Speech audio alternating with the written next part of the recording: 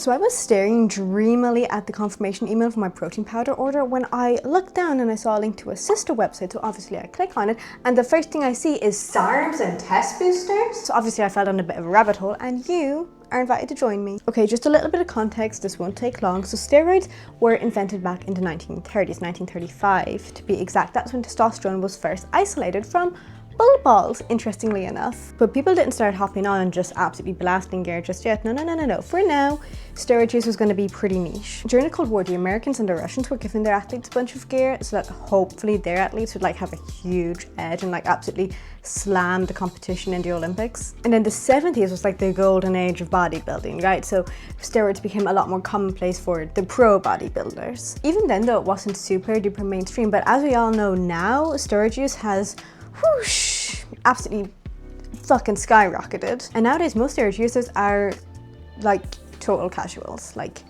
not professional athletes, not professional bodybuilders, literally just hobbyists. Not judging you for the record if you are on gear, like as long as you're an adult you can make decisions for yourself, but we all know that hopping on comes with a few unwanted little side effects. So SARMs are in theory steroids' more responsible sibling. Steroids have an anabolic and an androgenic effect, and SARMs only do anabolic. In case you don't know, anabolic is referring to like muscle growth, whereas androgenic is probably being mispronounced right now and also refers to like man-maxing. Like the androgenic effect accelerates male pattern baldness, increases body hair.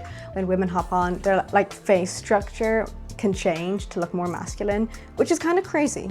In theory, something that gives you just anabolic, no androgenic sounds amazing, right? But in reality, SARMs, like there isn't a single SARM that has been approved by the FDA or any regulatory body. The clinical trials, the studies, research, not even close to where you'd want it to be. SARMs have only really been around for like a couple of decades, which sounds like a while, but it's not, okay? It is nowhere near enough time to do extensive research and to see what happened to some unfortunate bloke who took them instead of you. You know, like if you're shopping like on Amazon or AliExpress or something and it's something kind of shady, you never buy it if there aren't reviews. You don't take substances that have not been tested on other people first. So SARMs are not popular because they're safer than steroids, obviously. SARMs are popular because they're easier than steroids. There's a few things that make SARMs a bit more appealing than steroids to some people. One being that they're like in a legal gray area, but I would like actually get onto that later. But like depending on where you're from, proper anabolic steroids, or at least the misuse of them, could be totally illegal. I'm Irish and over here, using steroids to get super duper jacked is totally illegal. So SARMs are usually pills, sometimes they are liquid, sometimes they are powder, but they're always oral, whereas steroids sometimes oral, sometimes injectable. Obviously, just swallowing a pill is much easier than injecting yourself, especially if you're scared of needles. Swallowing a pill is way less scary than injecting yourself. I had an impromptu blood test done a few days ago. It was one that you didn't have to be fasted for. It was horrid. It was so hard. But on the bright side, the nurse said that I had a great vein right there, which is a nice compliment because it means the bicep curls have been paying off. And of course, you know, in theory, taking SARMs is better than steroids. Obviously, that's not actually what happens, but if you don't know that's what happens, then theoretically it sounds better. There's little to no androgenic effects, which is pretty awesome, allegedly. The whole like little to no androgenic effects pretty appealing, especially if you're a woman, and also they don't metabolize into estrogen, which means you don't get gynecomastia. But the biggest thing of all, as I alluded to earlier, it is so much easier to get your grubby little gym rat hands on SARMs than it is like proper gear. Selling SARMs for human consumption is illegal, but as you might have guessed, there is a fun little legal loophole, and you just say, therefore, research purposes. I mean, look at these. Aren't these so obviously for research purposes? What do you mean that looks like a supplement? Guys, come on. This is some serious scientific product over here, okay? I just forgot to mention that the scientific experiment in question is how much can you potentially fuck up your health, and the guinea pig is you. Professional athletes aren't taking SARMs because they're banned supplements, right? Bodybuilders aren't taking SARMs.